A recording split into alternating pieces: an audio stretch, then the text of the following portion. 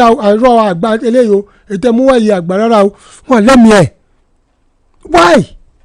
Because they are appendages of the executives. They are stooges. Are you getting what I'm saying? Okay. So when that happens, actually, lawlessness na lo ma kun lu yẹn, and you have given the executive the right to do anything they like and get away with it.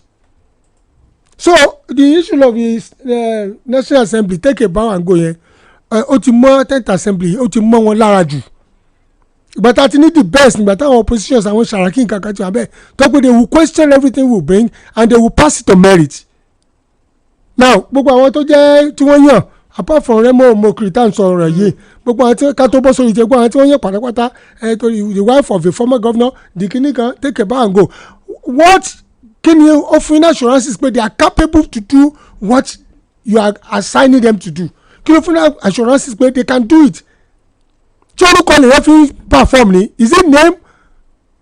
Kí ni name ní ṣe pẹ̀lú performance? So when you are now bringing big names and you think big names can give you performances, ibi tí wàhálà wà nílùú nìyẹn. Kò sí tí big name ní ṣe pẹ̀lú performances, integrity ló ní ṣe pẹ̀lú ẹ̀, knowledge ní ṣe pẹ̀lú ẹ̀, wisdom ló ní ṣe pẹ̀lú ẹ̀, understanding ló ní ṣe pẹ̀lú ẹ̀. Knowing what you have, what the position you held, ó ló ní ṣe pẹ̀lú ẹ̀, because every position ló ní obligation tó gbọ́dọ̀ tẹ̀lé. So when they don't know it, ẹ bẹ̀ lọ́wọ́ pé ó dá for goodness sake emuyaloji ambassador, you are not asking about the state of the economy, you are not asking about okay lẹ fẹ́ lọ ṣe lọ́hùn ibi tó fẹ́ mú ẹ lọ gan ibi tó ti designate wọn epo okay ìwọ lọ ṣe ambassador ibi tó fẹ́ mú ẹ lọ kí ló mọ̀ ń pàlú yẹn kí ni nǹkan tí o rò pé yẹ kó ṣe tí nǹkan báyìí bá ṣẹlẹ̀ kí làwọn responsibilities ẹ ọ̀pọ̀lọpọ̀ wọn mọ̀ bó jẹ́ pé visa racketeering lọ́pọ̀lọpọ̀ wọn máa ń ṣe káàtì lọ báyìí kan mọ̀ ṣòwò visa ní kan mọ̀ ṣòwò currency olókùtà ń ṣe that's why tí ọ̀pọ̀lọpọ̀ fún mọ́ yọ̀ tó bá ti fọ́n jẹ́ ambassador because business mi tún ti délé nìyẹn. Now let's talk about Remo tó dá wàhálà lẹ̀ ẹ ti rí láàrin Dumi àti Oshiomhole. These two people represent the National Assembly kì í ṣe àárín àwọn méjèèjì ló wà o wọ́n ń ṣaṣojú gbogbo àwọn tó wà ń bẹ̀ ipe bí ìrònú wọn ti rí náà ti ń ṣaṣojú gbogbo àwọn tó wà ń bẹ̀ wọ́n represent ara wọn. So there are two people representing the minds and the attitude of gbogbo àwọn tó wà ní house. Mediocrity ó ti antagonize president Dada in the past and now the president now called him. Oshiomhole dẹ̀ sọ pé anytime tẹ́lẹ̀ bá ti freedom wà anytime tẹ́lẹ̀ bá ti ṣe nǹkan tó dẹ̀ ṣe nǹkan mi èèyàn lè gbà á èèyàn lè ṣe tó wù èèyàn lè move láti bí kò move lọ bò mí abẹ́ mari impunity and that is why we are having defections in many ways. O lè move lọ bí kò dẹ̀ move lọ bò mí kò dẹ̀ ṣe tó wù ẹ́ kò mọ fly about kò mọ rìn kiri bí ẹgbẹ́rẹ́ and that is what he said for goodness sake is justified. Èmi ò sọ pé wọn lè mọ̀ yan anybody. I don't get what I'm saying now. But they must pass through rigorous. Ẹ wò gbàtí America tán yàn tó wà ní Supreme Court judge. Ẹ wá many days to take one. Each senator was spending close to 3 hours láti bèrè lọ́wọ́ that judge. Wọ́n lọ sí primary school wọ́n lọ secondary school wọ́n lọ sí gbogbo judgments tó ti make wọ́n wo performances wọ́n wo merits àwọn judgments ẹ̀ ipe ṣe kó bias níbi we don't ask questions. Ẹni tó ti fọ́ọ̀rọ̀ létí ní secondary school gan ó yẹ ká lọ wò ó pé kí ló tó yóò jàǹgbò secondary school àwọn ìfọ̀tísì bẹ̀rù ọwọ́ ẹ̀ wọ́n kò sí kankan tán lọ yẹ̀ wò take a bow and go. So it's just a serious disgrace. When Oshiomhole also was even referring to I've been a governor before. Àwọn tí ò jẹ́ governor rí wọn lè mọ̀ sọ̀rọ̀ bí táwọn bá ti ń sọ̀rọ̀ nǹkan burúkú. You have been a governor senators ń gbogbo yín now your sense of administration high sense of administration ó máa bíà where you are kò ṣe pé you come and boast don't you know where I am ṣe ìtàn fi ń boast nìyẹn. I've been a governor that is what so jẹ́ pé àwọn governors ẹ̀ náà senate náà máa ń wá náà máa ń lé kiri wọn ò ní ṣe dáadáa wọn ò ní fẹ́ kó power wọ́n ti máa gba tíkẹ́ẹ̀tì senate náà máa wá kiri tí wọ́n máa sáré lọ síbẹ̀ àti tí ò yẹ kó lọ bẹ̀ tán yíbo ẹlòmíì fún tó débẹ̀ àti tí ò gba fọ́ọ̀mù tó yẹ pàdé end of the day ẹni tó gba fọ́ọ̀mù wọ́n yọ dànù wọ́n gbé síbẹ̀ tó yẹ pé nǹkan mi lò lé lọ. So gbogbo wọn they want to remain in power they want to be more relevant so senate náà wọ́n sá lọ ibi ààbò míì náà tún máa sá lọ. Gbàgbọ́n bá ti ṣèṣekúṣe tán dáná tán bí tán wà tell ní record gidi kankan ibi àbò náà ni they want to remain relevant. So this Senate Dani, I'm just quite embarrassed by the so-called drama tó ń lọ lọ́wọ́. It's shame gidi ni fún àwọn tán represent. ẹ jẹ́ sọ pé fún àwa tán represent. It's a big shame. wọ́n jọ represent gbogbo wa. ọ̀ṣọ́ mo lè represent èmi o. constituency wọn represent. ẹ jẹ́ àdókè lọ́dà o. Akidigbo 88.7 FM. Ọlọ́run mi pè mí mo fẹ́ lọ Mákà fún iṣẹ́ àjì tàbí umura ó kù bẹ̀rù ẹni tí máa bá lọ tó ní tọ̀hún ò ní gbowó mi sá lọ má fòyà mọ́ mo ti bá ẹ̀rí kan àmì àtàkùwà níléeṣẹ́ ọ̀hún lábẹ́ aláṣẹ àtolùdarí aláàjì àtòyèbí Múrítàdọ́ àwọn gangan ní kẹjá bá lọ. òun lẹ ti gbọ́ yẹn o. iléeṣẹ́ Amir Atekwa Ajanu Umrah Service Limited àwọn ni wọ́n ń bá ní ṣètò ájì tí ò ní ẹja ń bá kàn nínú. iléeṣẹ́ wọn wà ní Amir Atekwa building ní òpópónà Èkó síbàdàn àdójúkọ Access Chapel onípẹ́pẹ́yẹ sawmill Ìbàdàn àbíkẹ́ pẹ̀rọ ìbánisọ̀rọ̀ wọ̀nyí 08033567286 pẹ̀lú Amir Atekwa kò sí fòyà fálálàájì.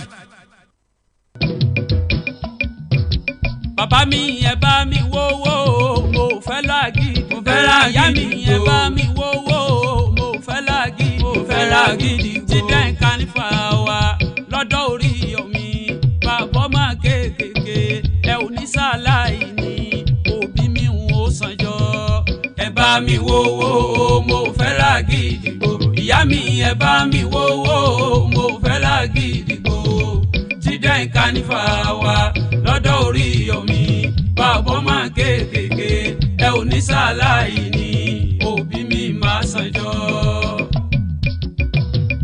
tọdún ìtún ti ya bàbá mi orí omi tí ì ṣe tán. bàbá ọmọ kéékèèké. tọdún ìtún ti ya ìyá mi orí omi tí ì ṣe tán. ó tún ti pa àwọn ọmọ rẹ̀. àwọn ẹgbẹ́ mi ti ń gba tíkẹ́ẹ̀tì tí wọ́n ò fi wọlé. ó fẹ́ dùn mọ́ nù. ẹ ò ní sàlàyé ní ẹ má jẹ́ ń gbẹ̀yìn o. níbi àjọ̀dún àwa èwe children carnival o torí omi fi ń dùn wá nínú. bàbá mi ẹ bá mi wówó mo fẹ́ lágídí gbò ìyá mi ẹ bá mi wówó mo fẹ́ lágídí gbò children carnival wa lọ́dọ̀ orí omi bàbá máa kéékèèké ẹ ò ní sàlàyé ní òbí mi máa sànjọ́. Divine God Revelation International Church. Ìjọ tí Jésù Kristi fi ṣe okùnfà fún gbogbo ènìyàn. Lágbè ọ sí ìpàdé àánú kejì. Kí òkè ìṣòro rẹ̀ ó lè di pẹ̀tẹ́lẹ̀. Àwọn ẹni àmì òró. Ọlọ́run ó lò ní. Pásítọ̀ Ayọ̀ Ìlọrin. Pásítọ̀ Délé Balógun. Pásítọ̀ Timothy Adéyẹmí. Lady Evangelist Ọlámídé Bọ́lárìnwá. Pásítọ̀ Barnabas Fadare. Pásítọ̀ Mrs. Ebi Omofari. Àwọn olórin ẹ̀mí ni. Joy Ọládẹ̀jọ. Ṣẹ́gun Destiny. Àjùlọ Jésù. Divine Voices. Ṣẹ́wẹ́lẹ́ for Christ. Máa bọ̀ láti pàdé Jésù. Nínú ìjọ Divine God Revelation International Church. Redemption Land. Number 18. Babatunde Street. Adjacent Abapata Junction. Ìjókòdó. Ìbàdàn. Ní ọjọ́ Friday 12 December 2025. Ní dédé aago mẹ́sàn-án àṣálẹ́. Fún ẹ̀bẹ̀ àdúrà àti ìtọ́ni. Pèsè 0806 086 8783 tàbí 0803 073 2168. Májẹ̀mú ìyá Ọlọ́run bàbá wa. Prophet Ezekiel Ebi Omofari. Ṣetán tí ó yọ nínú ọ̀fìn tó wà. Ọ̀rọ̀ ẹ̀rí yẹn. Lórí ẹ̀ ló ti máa bẹ̀rẹ̀. Jésù lolúwa. Akidigbo 88.7 FM.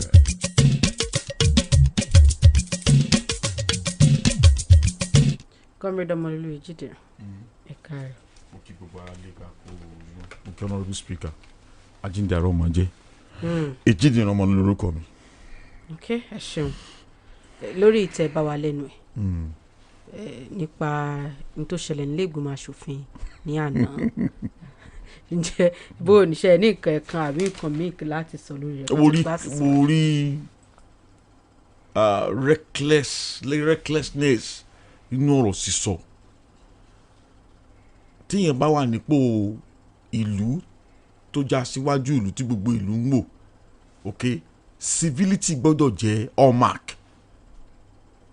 Now mo rí búkálukú sí ń post you don't exercise òṣèlú náà ni pé you don't exercise power tó o ní lọ́wọ́ boasting bẹ̀rẹ̀ arrogance bẹ̀rẹ̀ pé display of power. Now the point is this, but commend wọn fún iṣẹ́ tí wọ́n ń ṣe, but at times decorum and civility ó yẹ kó jẹ́ hallmark fún èyíkéyìí official ìjókòó, because gbogbo àgbáyé ló wò wọ́n bára ṣe wò wọ́n lánàá. Decorum and civility kò sí níjókòó yẹ. Ali Ndume àti distinguished senator Adamu Oshiomhole wọ́n gbéná wojú ara wọn gan. Ọlọ́fà ọ̀rọ̀ pé òun tóun ti ṣe gómìnà rí, wọn ò lè mọ bóun ta kàngbọ̀n ọ̀rọ̀ ń bí torí pé òun ní ìrírí jù wọ́n lọ.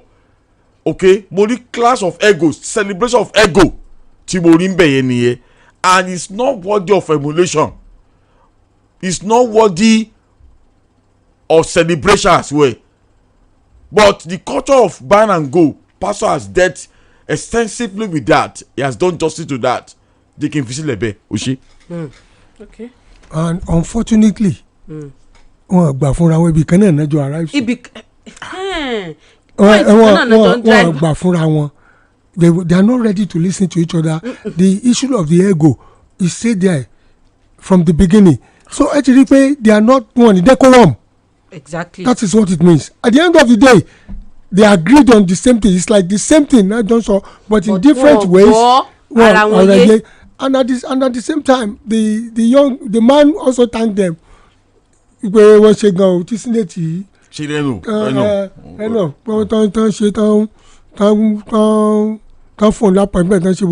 And then you begin to look at this country, just like Oshiomhole said. President èèyàn dáadáa ni o tọ́pẹ́ ẹni tó ń bu gan ó magnanimous gan ẹni tó ń bu ló tó fi sí inú ipò ló ṣe kinní kan so kéèyàn wà níbì kan kó kọlu yàn mí pé kéèyàn má fi hàn sípò. I sincerely believe ṣẹ́ńgbọ́ wípé the right people must be given appointments meritocracy mo believe meritocracy but not in sycophancy ṣẹ́ńgbọ́ in mediocrity no that's not what we are talking about. Àǹtí Rẹ́mú Omokri yìí gbogbo nǹkan táwọn èèyàn ń sọ not only because of criticize the government ní pé personality what about his personality is it worthy to occupy that position what kind of questions are they asking wọn bẹ̀rẹ̀ ní template for questions unfortunately they don't have any template ipe template àwọn kan báyìí bá la máa bèrè ó kálukú kan ṣe àlànà ní ìmí lè bèrè pọ́ ọmọ mi lè lóbi ìmí lè bèrè pé bó ló ti jẹun àná they don't have any template to ask questions. Templates about the nation itself, templates about why are you representing us, what kind of representation are you going to give to us, templates about what is the vision you think will move Nigeria forward, templates about as an ambassador how do you approach your jobs, how do you approach your duty. They don't have that template. It's quite unfortunate, and it's a reminiscence of even state assemblies. Ben. When budget will be presented, take a bow and go. Ni budget na. When commissioners will be presented, take a bow and go. Ni. When certain people will be brought forward as one position, MDAs and all the rest of the agencies, take a bow and go. Ni. And that's why we are living in a world of total mediocrity, absolute mediocrity. Ibi tá ń gbé ní ìsìn nìyẹn, nítorí kálukú ń ṣe tó tọ́ lójú ara ẹ̀ ni. So in conclusion, we reward praise singers, than competencies. Praise singers reward competency man, and unsako baga. Let's make a progress. Okay. And don't forget that Oshiomhole ardent follower president ni. Ma tamisi president lára. Oshiomhole tó bá ti tamisi president lára, you are in trouble.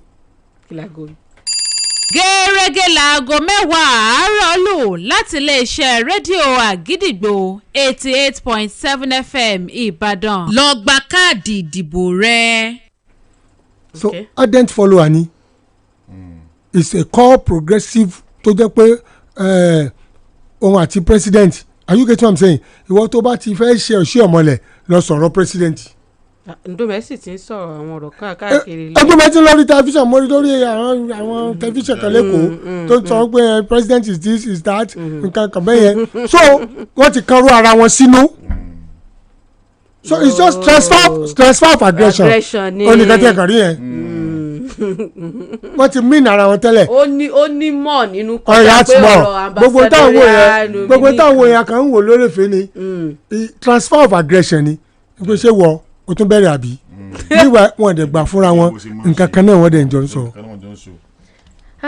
Honourable Speaker Kọ́mídà Ọmọlúlú serious issue kan ló yọjú yìí wọ́n ní ilẹ̀ Amẹ́ríkà àwọn tí wọ́n máa ń sọ gbogbo bí nǹkan ti ń lọ lórí omi wọn níbàṣepọ̀ pẹ̀lú iléeṣẹ́ ọmọ ológun orí omi nílẹ̀ Amẹ́ríkà wọ́n ní ọkọ̀ ojú omi ńlá kan tí wọ́n máa fi gbé epo tí wọ́n máa fi gbé oríṣiríṣi nǹkan tó jẹ́ torílẹ̀-èdè wa Nàìjíríà wọ́n fòfin dè wọ́n ń bá wọn wí wọ́n fi òfin dè wọ́n pé kò lè kọjá mọ́ wọ́n sì ti seize ẹ̀ wọ́n ti gbẹ́sẹ̀ lé látàrí pé wọ́n ní ọ̀rọ̀ pé a jí epo rọ̀bì gbé ohun bẹ́ẹ̀ crude theft kò tán síbẹ̀ o wọ́n ní yàtọ̀ síyùn beyond suspicion of stolen crude the vessel is also being investigated for alleged transporting a large consignment of hard drugs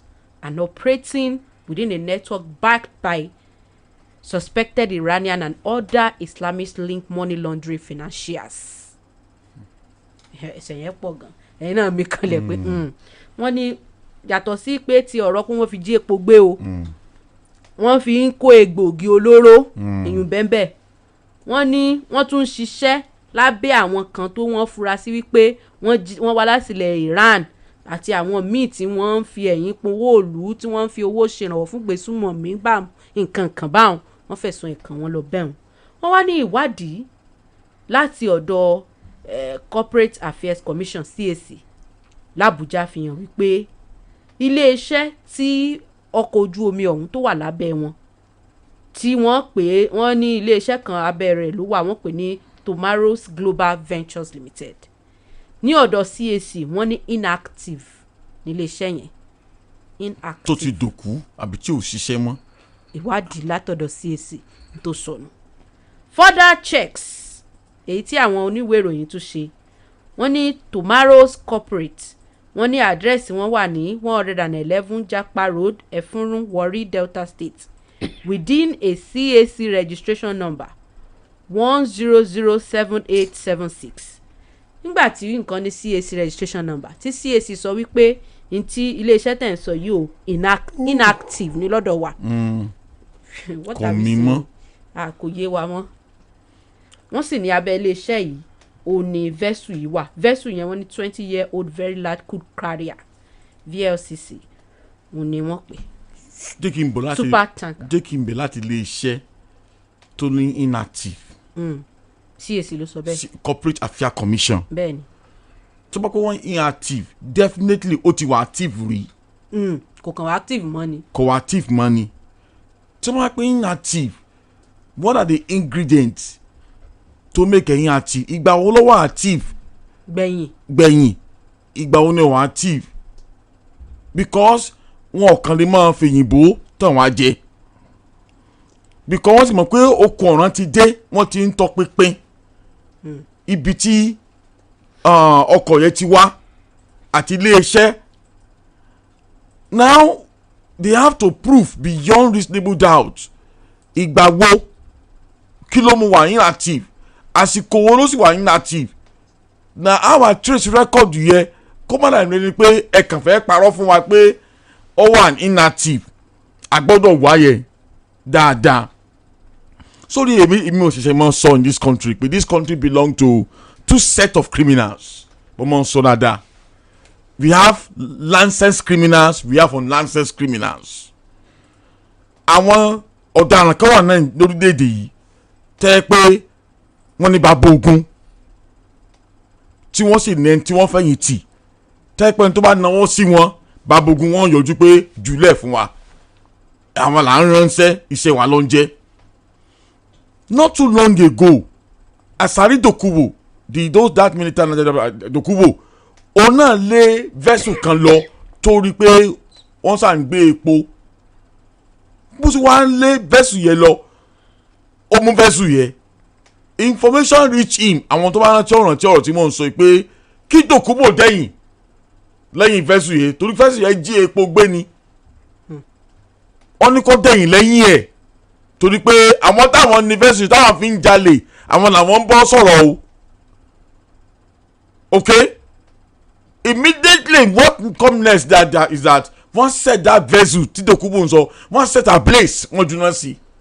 ok wọ́n ti ń jẹ́ ọmọ yẹn wá ń bi pé CAC tí wọ́n bá ní pé ó wà inactive pé ó túmọ̀ sí pé bóyá wọn ò file annual returns wọn ò ṣe nǹkan kan wọn ò ṣe nǹkan tí yẹ kí wọ́n ṣe tó yẹ kí wọ́n ṣe wọn ò jẹ́ kí wọ́n mọ̀ ó lè ní CAC number tẹ́lẹ̀ nítorí pé wọ́n fi okọ̀ rẹ̀ lẹ̀ lábẹ́ CAC ṣùgbọ́n láti àsìkò ìgbà tí wọn ò ti mọ fáìlì return annual return wọn mọ́ tí wọn mọ sanwó tó yẹ kí wọn ó san kí wọn ṣe inactivity nìyẹn. na wọ́n gbọ́dọ̀ prove ẹ̀ náà láti kó jáde pé ìgbà wo ni wọn ò bẹ̀ sí san mọ́ ṣé wọ́n ti san dàbí wọn san wọ́n ti sọ pé wọ́n wà inactive. wọ́n wà inactive. that has already settled. now so what the point is now this nígbà tí Dokubo rí vessel yẹ they set that vessel ablaze wọ́n kidnap bọ̀ the question is now this kí ló dé kidnap bọ̀ vessel tẹ̀ fi jalè wọ́n mọ̀ burn it down so that it will not be an exhibit to prosecute them. Now back to the issue US tí ọwọ́ tẹ super tanker over alleged crude theft so the crude theft Nàìjíríà àwọn alágbára kan ti wà tẹ́ pé ibẹ̀ wọ́n ti ń jẹun not only crude theft illegal mining ó pọ̀ bẹ́ẹ̀ rẹpẹtẹ tẹ́ pé ìjọba náà mọ̀ wọ́n oh yes ọ̀nà ó sì ń fa amount of oil tí Nàìjíríà ń produce OPEC tá a lè meet up quota mọ́ crude theft ti di a kind of criminality tẹ́ pé the stakeholders in Nigeria who are recognized but tí wọn ò lè fojú wọn síta àwọn náà wà nídìí ẹ̀ tẹ́ bá lọ sí area Ondo bunkering jíjà epo gbà lórí odò àwọn marine criminals wọ́n pọ̀ gan rẹpẹtẹ now Nigerian states wọn ò kàn lè pé àwọn ọmọ àwọn tó wà nídìí crude theft now kò sí possible ní Kingdom of Saudi Arabia because machine wà technology wà pé ó ń show ìwé epo tó ń jáde àti tó ń wọlé láwọn country tó yẹ pé wọ́n monitor epo wọn the bottom line is just this now CCTV is not enough they should find out who are the culprits àwọn olówó nídìí ẹ̀. Number 2 US and Nigerian government they must work hand in hand lórí issue but èmi doubt pé justice could be served because tó bá káwọn alágbá orílẹ̀-èdè wà ń bẹ̀ wọ́n ti paná mẹ́rin wọ́n paná ẹ̀mí. ẹ jẹ́ kí n wò báyìí Amẹ́ríkà lọ́wọ́ wọ́n ní biases wọn skepticism wọn lórí ọ̀rọ̀ ìgbésùmọ̀mí wọ́n dẹ̀ ń sọ pé ìgbésùmọ̀mí ò lè dópin bí kò bá ṣe pé wọ́n rí àwọn tó ń ṣagbátẹ̀lú wọn àwọn tó fún ní financial backing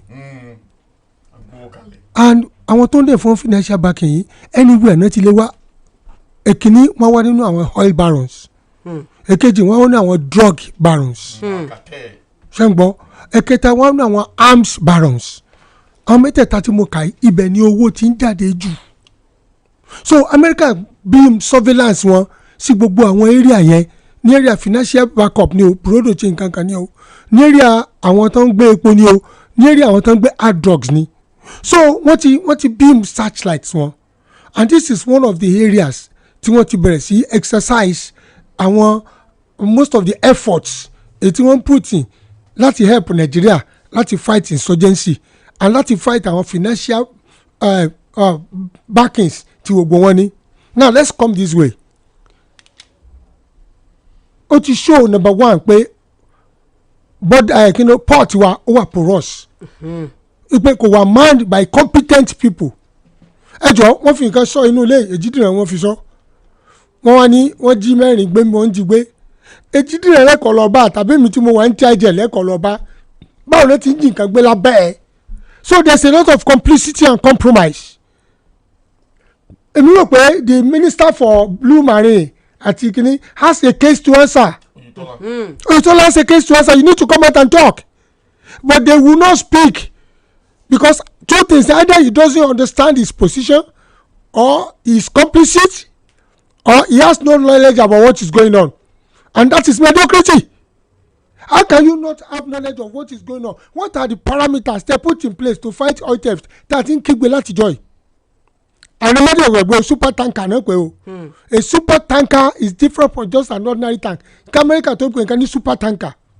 Kẹ́wòye epo tí wọ́n ti gbé before America tó lè sọ pé crude theft lélẹ́yìn. Number one, wọ́n ní no papers. Number two, wọ́n ti ṣe checks wọn. Number three, wọ́n monitor wọn débẹ̀ ni. Nothing monitor one débẹ̀ pé look, because if they don't monitor wọn débẹ̀, they will not come to that conclusion immediately because they will not take a step without knowing that the step is right. Because sovereignty nation kan tó ń gbé epo wọn bọ̀ kápẹ́ legally ni ó lè ti infringe yẹ, so America will not want to do that, so they did that because they have been monitoring it. Then wọ́n tún wá sọ kínní kan wípé àwọn militants àwọn insurgents this so called terrorists ṣé ń gbọ́ wípé owó hard drug yẹn náà tún fi sponsor wọn. Mo dẹ̀ sọ wípé America gbàtàn ní àwọn máa wá àwọn sponsors. By the time names you come out you see it. You know the unfortunate thing is CAC coming out to say they were inactive. That's the unfortunate thing. You see, jẹ́ kí n sọ nǹkan fún yín, wọ́n mú àwọn ọlọ́pàá kan wọ́n lọ sọ church kan ní Ìbàdàn gbà kan, àwọn olè wá àtàkì owó àwọn church yẹn jọ Sunday tàn gbé lọ ṣé ń gbọ́ mi, but owó àwọn ọlọ́pàá àdéhùn tí wọ́n máa ń lọ síbẹ̀ o wọ́n tó lè wá àtàkì wọn ṣé ń gbọ́ wọ́n ṣe ọlọ́pàá kan léṣe bí wọ́n yìnbọn fún. The next thing tí ọlọ́pàá máa sọ oní pé illegal duty náà ń ṣe, wọ́n ti back up yẹn ìpè ìjọ Sunday tán lọ́ máa ń sọ kínní illegal duty, wọ́n rán wọn ní iṣẹ́ tí wọ́n lọ, and I'm sure báwo yẹn sì ti lọ yẹn returns ó mọ wá tẹ́lẹ̀ o wọ́n gbà tí bubble burst when the bubble busted ó di pé Ọ̀yọ́ òun ló wà. Are you getting what I'm saying? So when you now look at what CAC is talking about, ẹjọ àwọn tó wà ní port authority nǹkan ṣé epo yẹn kàn gbéra ló kàn kúrò Nàìjíríà láì jẹ́ pé ó wà registered. What is the registry, port registry doing ní ọkọ̀ tó jáde ọkọ̀ tó wọlé? Before kẹ́ tó mọ̀ ìpọ́n jí nǹkan ẹ lọ wo stock, before kẹ́ tó mọ̀ ìpọ́n jí nǹkan ẹ lọ wo the documents, the papers, the exit and the entry. Kí ni exit and entry kí ló sọ? So and this has become a common thing, common happening in this country. The reason ni pé àwọn tó wà involved in bunkering, in theft, in terrorism financing, they are people that are within the government that have a say in the administration of the government. Ẹgbọ́n tí mo sọ dáadáa. Táàbà lẹ́nu ń bẹ̀ wọ́n lè gbúrú tanker vessel yẹn jáde kọ́ ọmọ ẹgbẹ́ pọ̀ lọ. You are saying something the other time. Àwọn navy wọ́n mú tanker epo tó ń ṣe bunkering. Ẹ mọ̀ tẹ́ ṣe wọ́n juná sí ni. Ẹ mọ̀ tí mo kẹ́ kidnap ni. Exhibit ti parun. Kò sí evidence mọ́. Kò sẹ́rí. Ìbẹ̀dẹ̀ ló parí sí. Ẹjọ́ ò ṣe jẹ mọ́. Wọ́n àmúyẹ̀ kankan pé ẹ̀ńtà múrè. Amẹ́ríkà ò ṣe kidnap super tanker tán mú. Because they need to investigate. The epo yẹ ó gbọ́dọ̀ padà síbi tó yẹ kó padà sí tàbí ká liquidate ẹ̀ kan fi ṣe nǹkan mi. Ẹgbẹ́ tanker tó ń gbé pọlọ crude ẹ̀dúná sí bí àwọn custom ni tẹ́lẹ̀ ni wọ́n kó ráìsì wọn àmọ́ dáná sun ráìsì. Ẹgbẹ́ tí ilẹ̀ ráìsì bíi mẹ́sẹ̀ wá ẹlẹ́n dáná sun nílùú tẹ́bí ń pa àwọn èèyàn. So kò sí common sense pé ráìsì o bóyá ni tó ní o ń tà lè fìyà jẹ́ ní pé a máa tà ní normal price fáwọn èèyàn ẹ kówó ẹ̀ fún ráìsì yìí o a máa gbé síbi tẹ́ pé a máa gbé sí public domain táwọn èèyàn máa tà in the right price láti reduce your hunger. Àfi ká ẹ dáná sun irọ́ dẹ̀ ní ọ̀dọ̀ àwọn ìyàwó wọn ọ̀pọ̀lọpọ̀ ẹ̀ ń dì sí o ọ̀pọ̀lọpọ̀ ìyàwó ló ń ta aṣọ ló ń ta ráìsì o and that's Nigeria for you. Ọ̀pọ̀ ọkọ̀ mọ́tò tàn bá gbà náà tàn bá yàn fẹ́ auction ọ̀dọ̀ àwọn èèyàn wọn náà ni ó parí sí. Ordinary person like us cannot say oya apply for auction ẹ̀yàn fẹ́ rà kò lè tẹ̀ ọ́ lọ́wọ́ lálẹ́ ọ̀dọ̀ àwọn dealer náà ló tún máa parí sí tí ó tún máa tó tà. Nigeria is structured on a corrupt enterprise. Underline tí mo sọ structured on a corrupt enterprise because every aspect of our life ṣé ń gbọ́ every sector everybody tẹ́ bá fi sípò the first to call sórí wọn ni pé ọbẹ̀ ti dé. ìjẹ́dé àwọn mi kan ní time kan tí gómìnà kan wọ̀ bẹ̀ tó fi jẹ ara àwọn bọ́ọ̀dù kò ní bọ́ọ̀dù bóyá hospital board nígbà tí ó délé làwọn ìyàwó àtàwọn ọmọ ẹ̀ bá pè mí pé ó nìyẹn ayé tiwọn náà ti dá báyìí ti di nǹkan o pé so kò sí excuse mọ́ o ọlọ́run ti bá a ṣe o a lọ ṣèdùpẹ́ ní church o a lọ ṣe kẹ́kẹ́ lórí kílẹ̀ fẹ́ ṣèdùpẹ́ sí lórí 150,000 naira tàbí mọ̀ fún un tó ń bá ti gba àwọn okòó lẹ̀ báyìí ni ìyàwó sọ fún pé àbí nǹkan wá ń ṣe yín ni bàbá Tọ́lá ṣe àwọn ẹgbẹ́ yìí tán kọ́lé márùn tán kọ́lé mẹ́fà tán wà bẹ́ẹ̀ tẹ́lẹ̀ ìgbẹ́ ṣé 150 náà fi ń jẹun ẹ má gbé ẹ pé orí yín tó tarko yín family gbógun tì because ó ti rí pé society wa gò dáa wọ́n ti rí pé pòṣẹ́ ìdánwò rẹ̀ ṣé oníṣòwò lọ́mọ ta oògùn ni ṣé jọ sáwọn ẹgbẹ́ rẹ̀ ta oògùn kínní gbogbo oògùn lẹ́yìn ìrànbọ́lẹ́gẹ̀ lẹ́yìn gbogbo ẹ̀ tẹ́kọ̀ Ọ̀yọ́ state government tí oògùn àwọn agolo ẹ̀ ebi àwọn patent shop láti rí tẹ́tí ń ta gbogbo ẹ̀ àwọn náà ta oògùn káàkiri kọ́nà kó gbogbo ẹ̀ lọ wọ́n ti jí gbogbo oògùn jọba tán ẹ̀ sì níjọba ìjà oògùn. So every sector of our life Nigeria is structured on a corrupt enterprise underlined. So every aspect all over structure on corrupt enterprise ìjìbìtì ti pọ̀ so minister gbọ́dọ̀ sọ̀rọ̀ táwọn náà bá lọ́wọ́ ń bẹ̀. gbogbo àwọn tọ́rọ̀ kàn wọ́n ní iléeṣẹ́ ọmọlógun orí omi lórílẹ̀‐èdè wa Nàìjíríà gan. ọ̀nà navy gbọ́dọ̀ sọ̀rọ̀ bóòlù ti kọjá lẹ́gbẹ̀ẹ́ yín then the port authority the registry has to talk báwo ló tiẹ̀ lùdì yín America sátẹ́lá àwọn fi trace ẹ̀rẹ́bí tó dé ẹ̀wọ́ fílẹ̀ ní ẹjọ́ mọ̀ bọ̀. ẹ jáde òkè lọ àbọ̀. Akidibo 88.7 FM. àjọ tó ń ṣe àkọsílẹ̀ iye òǹkà pẹ̀lú àjọṣepọ̀ àjọ UNICEF wọ́n ṣàgbékalẹ̀ òǹkà data fún gbogbo àwọn ènìyàn pátá lórílẹ̀‐èdè Nàìjíríà ìyẹn data collection exercise for Nigeria multiple indicator cluster survey mix 7 èyí tó wáyé láìpẹ́ yìí níbi tí wọ́n ti ń ṣètò ìdánilẹ́kọ̀ọ́ àti ìfọ̀rọ̀wérọ̀ fáwọn ènìyàn pẹ̀lú káàdì ìdánimọ̀ ẹnìkọ̀ọ̀kan ni wọn yóò ṣe àbẹ̀wò sáwọn tí wọ́n ti yàn lójúnà àti gba àwọn ìròyìn kọ̀ọ̀kan èyí tí yóò wúlò láti ṣe àwọn òfin àti láti mọ̀ bí àwọn èèyàn ilẹ̀ Nàìjíríà pàápàá jùlọ àwọn obìnrin àti ọmọdé ṣe wà lálàáfíà sí ètò àkọsílẹ̀ àti òǹkà yìí ni yóò bẹ̀rẹ̀ lọ́jọ́ kẹta oṣù kejìlá sí oṣù kẹta ọdún 2026 wọ́n wá gbóríyìn fún àwọn èèyàn fún ìfọwọ́sowọ́pọ̀ àti àtìlẹ́yìn tí wọ́n ṣe lásìkò ètò náà ni wọ́n tún rọ àwọn èèyàn ìlú láti túbọ̀ ṣàtìlẹ́yìn fún ìfọwọ́sowọ́pọ̀ fún àjọ ọ̀hún lásìkò ètò náà ló ní ipa rere láti kó nínú àṣeyọrí ètò náà fún ẹ̀kúnrẹ́rẹ́ àlàyé ẹ pè ọ̀gbẹ́ni Ìlútidé sórí nọ́mbà yìí 09050135981 tàbí ọ̀gbẹ́ni Henry sórí 07025186727 àti Aliasan sórí 08157070803 www.nigeriastart.gov.ng. Mix 7 Data for Progress. Ìjọ St. Michael's Cathedral, the Secrecy and Church of Nigeria Incorporated, Òkè Ṣẹ́ni nìbàdàn. Ẹ pé ọgọ́rùn-ún ọdún 100 years, hallelujah. Látàgé mẹ́wàá òwúrọ̀ lọ́rùn àánú ti máa ṣí tójú òbùkún sì máa rọ̀ sórí gbogbo ènìyàn. Lọ́jọ́ Sunday 14th December 2025. Nínú ìjọ St. Michael's Cathedral, the Secrecy and Church of Nigeria Incorporated, Òkè Ṣẹ́ni nìbàdàn. Prophet Olúṣẹ́gun Adémọ́lú JP ló máa wàásù. Orí Adéníkàlẹ̀ lọ́jọ́ náà ní His Imperial Majesty. Ọba Sẹ́nitọ́ Rashidi Adéwọ̀lú Àkànmú Ládọjà Àrùsáwà. Kí Olúbàdàn of Ìbàdàn Chairman of the day. Ní Honorable Adérẹ̀mí Òṣèní. Bàbá Níkàlẹ̀ lọ́jọ́ náà ní Alhaji Oríyọmí Hamza. Chief Abdulwaheed Adébáyọ̀ Adélabú Pẹ̀nkẹ̀lẹ̀ Mẹ́sì OFR. Àwọn àlejò pàtàkì ní Alhaji Wasiu Adeleke, Dr. Wasiu Ajani Adéwálé Ọlátúbọ̀sún, Senator Sharafadin Abiodun Ali, Honorable Dawood Ọlálérè, D. Ali Ami, Honorable Rahman Ọlárẹ̀wájú, Chairman Ìbàdàn North West Local Government, MC ní Ọlọ́dẹ̀kọ̀ Aláwọ̀ ọmọọba Ògòdì Evangelist. Hallelujah. Bàbá mi ẹ bá mi wówó mo fẹ́ lágídí. Mo fẹ́ lágídí. Ìyá mi ẹ bá mi wówó mo fẹ́ lágídí. Mo fẹ́ lágídí. Jíjẹ́ nǹkan nífa wa lọ́dọ̀ orí omi. Bàbá máa kéékèèké ẹ ò ní sáláì ní òbí mi ń ó sanjọ́. Ẹ bá mi wówó mo fẹ́ lágídí. Ìyá mi ẹ bá mi wówó mo fẹ́ lágídí. Jíjẹ́ nǹkan nífa wa lọ́dọ̀ orí omi. Bàbá máa kéékèèké ẹ ò ní sáláì ní òbí mi máa sanjọ́. Tọdún ìtún ti ya bàbá mi orí.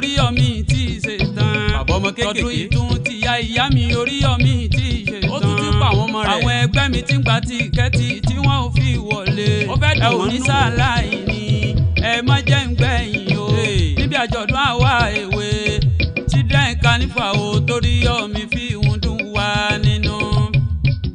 Bàbá mi ẹ bá mi wówó mo fẹ́ ra gídígbò ìyá mi ẹ bá mi wówó mo fẹ́ ra gídígbò children carnival wa lọ́dọ̀ Oríyọ̀mí bàbá máa kékèké ẹ ò ní sáláì ní òbí mi máa sanjọ́. òdòdó ni wọ́n lọ́wọ́ yìí àòdìrú àòdìgbà ò láyé. kéré o iléeṣẹ́ rédíò àgídìgbò ti mú ìrọ̀rùn dé fún gbogbo ẹ̀yin òbí àtàlágbàtọ́ tẹ́ ẹ fẹ́ já tíkẹ́ẹ̀tì àgídìgbò Christmas family fun fair tọdún 2025 fáwọn ọmọ yín ẹ má wulẹ̀ dààmú jìnnà ẹ lè rí tíkẹ́ẹ̀tì wa gbà ní Triple R Pharmacy and Supermarket tó wà ní Adégbàyí Old Ife Road Ìbàdàn gbogbo ilé ẹ̀kọ́ tó bá wá fẹ́ ká gbé baba kérésì iléeṣẹ́ rédíò àgídìgbò wá sílé ẹ̀kọ́ wọn pẹ̀lú àwọn nǹkan ṣeré ọmọdé àtàwọn ẹ̀bùn jàǹkànjàǹkàn tí wọn ò sì ní san ju ẹgbẹ̀rún mẹ́ẹ̀ẹ́dógún táwọn tó ń wá ságídìgbò náà san lọ ńlá ti ṣetán láti wá báyìí o tá ó sì tún máa ṣàfihàn àwọn ilé ẹ̀kọ́ yìí lójú òpó abánidọ́rẹ̀ ìkànnì àgídìgbò 88.7 FM Ìbàdàn ó yá o gbogbo ilé ẹ̀kọ́ tó bá nífẹ̀ẹ́ sírú àǹfààní lábàǹtàbántà yìí ẹ lè kàn sí yàrá kìíní níléeṣẹ́ rédíò àgídìgbò tàbí kẹ́ ẹ pè sórí ẹ̀rọ ìbánisọ̀rọ̀ 0707 627 5792 0707 627 5792 àgídìgbò Christmas Family Fun Fair 2025 ẹ̀bà kò sẹ́lẹ́gbẹ́. àòdìrú àòdìgbà ò àbí àṣẹ. Àgídìgbò 88.7 FM.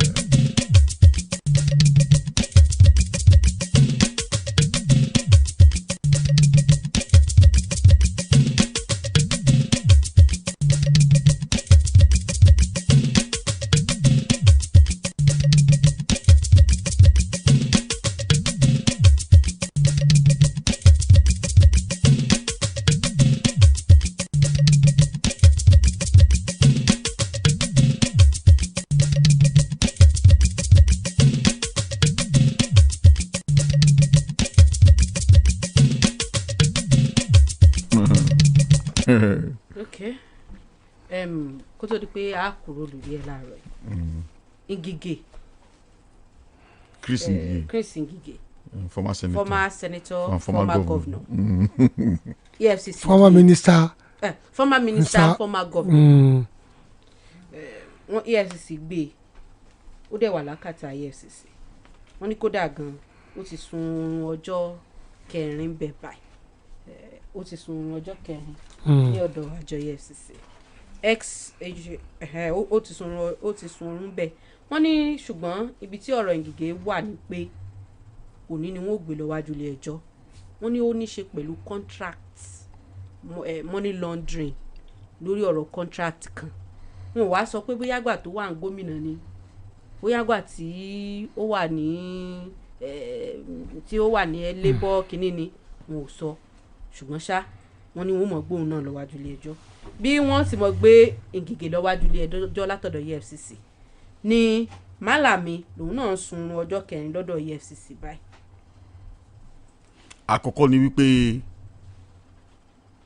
wọn ò kàn ṣàdédé gbìyàn lọ sí ilé ẹjọ́ àbí fẹ̀sùn kàn yàn tí wọ́n máa ti sá àwọn ẹ̀rí jọ àwọn ẹ̀rí tí wọ́n sì ṣàjọ wọn ò wò dáadáa wípé ìjẹ́ táwọn bá pè ní ìlẹ́jọ́ lórí ẹ̀sùn táwọn ẹ̀sùn sí ni kò tí ì jẹ̀bi ẹ̀ ok ṣáwọn lè jẹ lọ definitely Ngige ti hold public office rí being a former governor a former senator wọ́n dà pé ó ministerial post náà 3 public office ló hold definitely máa hold public office nígbà kan rí ó di dandan kí wọ́n set searchlight lórí ṣùgbọ́n mò ń wò nǹkan kan pé tí wọ́n bá láwọn fẹ́ pe Ngige lẹ́jọ́ tí wọ́n sì fẹ́ pe lẹ́jọ́ báyìí is it not a selective prosecution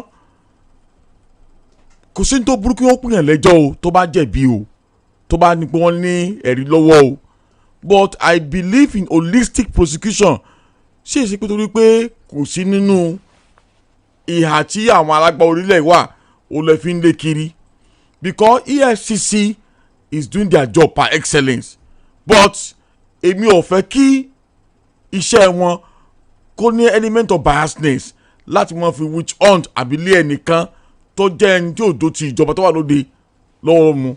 Now the point is this: before the law, Ngige is still presumed innocent based on section 36 of the 1999 constitution. Secondly ni pé tí EFCC bá ń gbé lọ sí ẹjọ́ being the prosecutors wọ́n gbọ́dọ̀ make sure pé àwọn ẹ̀rí tí wọ́n kó sílẹ̀ ó tó wọ́n gbọ́dọ̀ yẹ̀wò dáadáa. Now tí àwọn ẹ̀rí tí wọ́n máa kó kalẹ̀ tí wọ́n máa rí pé kò tó nínú òwòye tiwọn láti fi confit Ngige, it's better kí wọ́n lọ strike deal pẹ̀lú àwọn other means láti fi yanjú ọ̀rọ̀ yẹn kó lè dàtọwọ́ ẹ̀lẹ̀ which they refer to as plea bargaining, because litigation in some situation is time consuming, is resources consuming as well. Ó sì máa waste time court láti máa prosecute èèyàn because igun méjì ló dìde. Ngige náà gba lọ́yà báyìí àti ti gbà á àwọn senior advocate àti kó wọn jọ pé kí wọ́n wá dúgbà abòǹwé ẹjọ́ against àwọn tó fẹ́ pè òun lẹ́jọ́. Now if they should arraign him there should be a time limit kó wọ́n náà ní pé wọ́n ń fi àsìkò àti resources ṣòfò tí wọ́n máa rí gbé lọ sílé ẹjọ́ tí wọ́n sì rí fi ẹ̀sùn kan tó bá jẹ̀bi kó fèsì penalty tó bá tọ́ sí. ṣe rí èèyàn ogún ọdún àwọn ọjọ́ ní lọ́wọ́ ṣe to me believe in selective prosecution bẹ́yìn náà bá débẹ̀ selective as long as kápẹ́ntẹ́ ti mú fún ó wà justified. If what you are prosecuting somebody for is not justified then that is bad. That's number one. Number two, oni wípé I love due process. Can we follow due process when you are prosecuting anybody?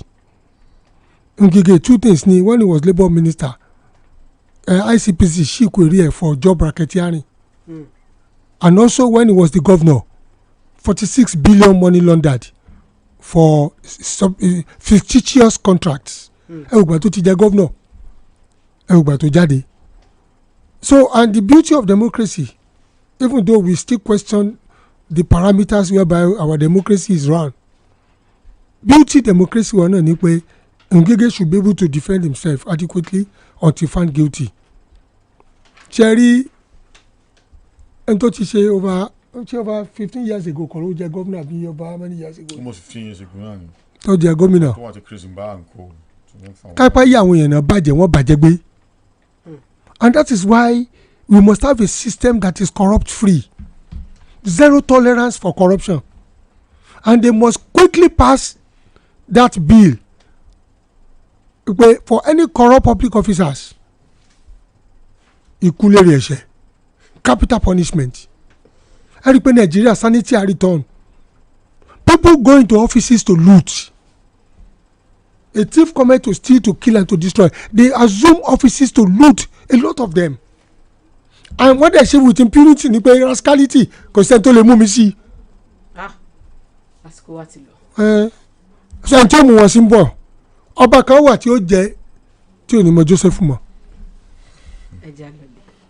Òní ni ọjọ́ òbí sister mi, the first born of my mother, Olúrẹ̀mí Rachel Ayenoyi ní Ejidìran. Ọmọ Tábálò Olúgbòde ọsọpọ̀dún láyé rẹ̀ mí òní fi ọjọ́ gbogbo àwọn iṣẹ́ tó ṣe ó jẹ́ láyàtọ̀ àlàáfíà èmi àbúrò rẹ̀ mò ń kí ẹ orúkọ ọjọ́ bí comrade Ọmọlolú Ejidìran lórúkọ mi. Sàkárà ẹ pọ̀ Ejidìran lórúkọ mi. Sàkárà ẹ pọ̀ Ejidìran lórúkọ mi. Yẹn náà ni ọ̀pọ̀ àgọ̀. Ẹ mọ gbádùn ẹ̀ nù bá tọ́. Kẹ́sẹ́ mò ń gbádùn ẹ̀ mú kàn mọ́ wò ní pé ara ni mo gbára ga orúkọ yẹn ìyẹn gbọ́dọ̀ ọmọ Tábálò Olúgbòde ni ọmọ bíbí Ìbàdàn ni ọmọ Ìbàdàn pọ́nbélé ni Ṣẹ́gun Ògúngbàyí lórúkọ tèmi ẹ bá ń kí gbogbo ara lé o. Adénìkẹ́ ọmọ bíi inú ṣọlá ló kọ mi ẹ ṣeun tẹ́ darapọ̀ mọ́ aláàárọ̀.